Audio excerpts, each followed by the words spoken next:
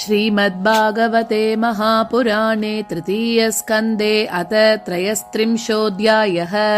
मैत्रेय उवाच। एवं निशम्य कपिलस्य वचो जनित्री सा कर्दमस्य दयिता किल देवहूतिः विस्रस्तमोहपटला तमभिप्रणम्य तुष्टावतत्त्वविषयाङ्गितसिद्धिभूमिम्। देवहूतिरुवाच। अताप्यजोऽन्तः सलिलेशयानं भूतेन्द्रियार्थात्ममयं वपुस्ते गुणप्रवाहं सदशेषबीजं दत्यौ स्वयं यज्जठराब्जजातः स एव विश्वस्य भवान् विदत्ते गुणप्रवाहेन विभक्तवीर्यः सर्गाद्यणीह विदतापि सन्तिः आत्मेश्वरोदर्क्यसहस्रशक्तिः सत्वं भृतो मे जठरेण नाथ कथं नु यस्योदर एतदासीत् विश्वं युगान्ते वटपत्र एकः शेते स्म माया शिशुरङ्घ्रिपाणः त्वं देहतन्त्रः प्रशमाय पाप्मनां निदेश भाजां च विभो विभूतये यतावतारास्तव सूकरादयः तदायमपि आत्मपतोपलब्धये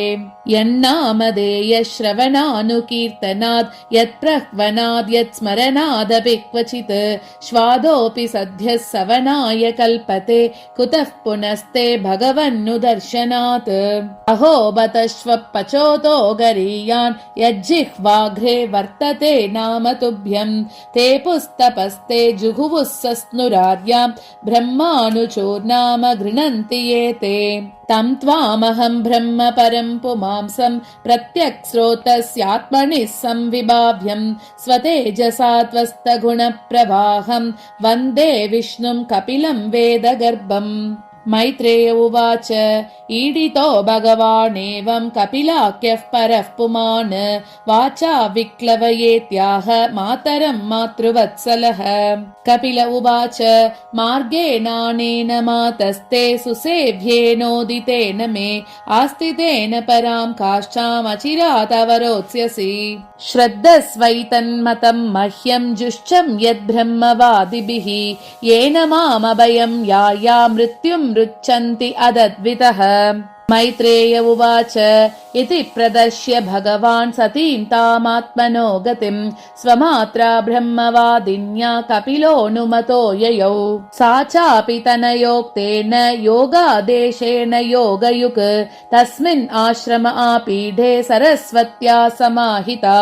अभीक्ष्ण अवगाह कपिशान् जटिलान् कुटिलालकान् आत्मानं चोग्रतपसा बिभ्रती चीरिनं कृशम् प्रजापतेः कर्दमस्य तपो योग विजृम्भितं स्वगार्हस्थ्यं मनौपम्यं प्रार्थ्यं वैमानिकैरपि पयः पेन निभाशय्या दान्ता रुक्म परिच्छदाः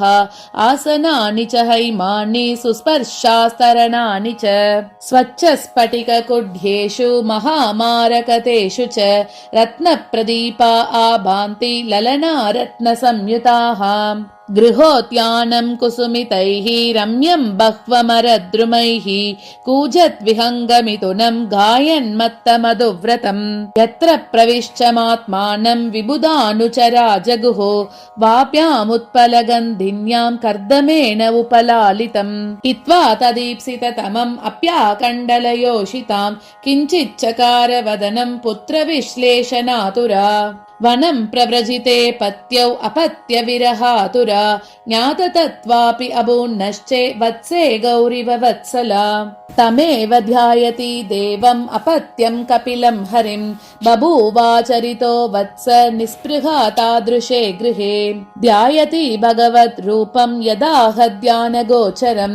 सुतः प्रसन्न वदनं समस्तव्यस्तचिन्तया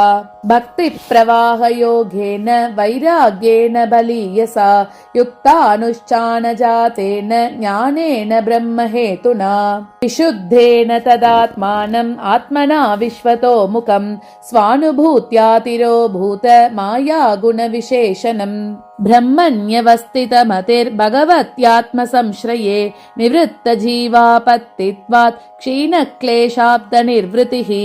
नित्यारूढसमाधित्वात् परावृत्तगुणभ्रमा न सस्मार तदात्मानं स्वप्ने दृष्टम् इवोत्थितः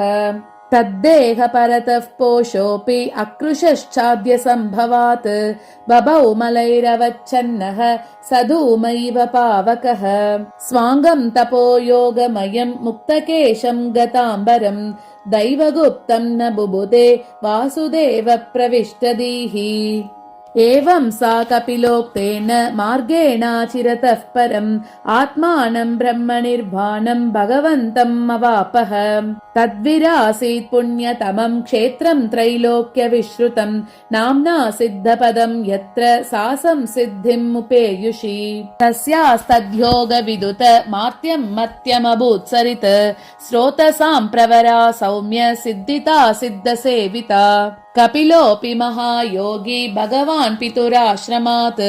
मातरं समनुज्ञाप्य प्रागुदीचीं दिशं ययौ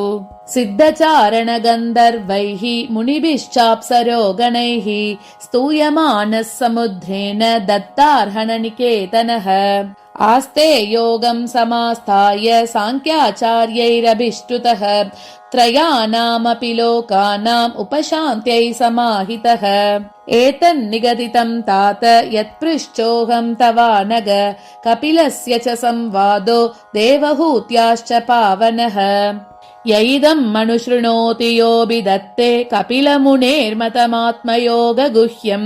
भगवती कृदति सुपर्णकेतौ उपलभते भगवत्पदारविन्दम्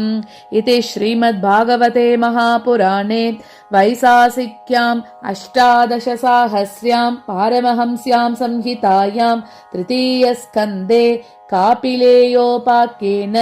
33 इति तृतीयस्कन्धः समाप्तः। हरिः ओम् तत्सत्।